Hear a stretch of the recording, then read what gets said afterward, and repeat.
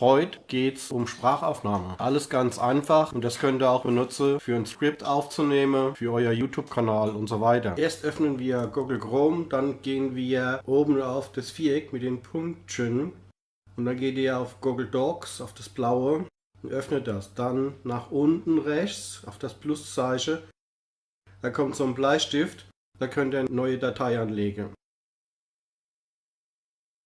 Dann gehe ich auf 5, 6 auf Tools und nochmal auf 7 Spracheingabe.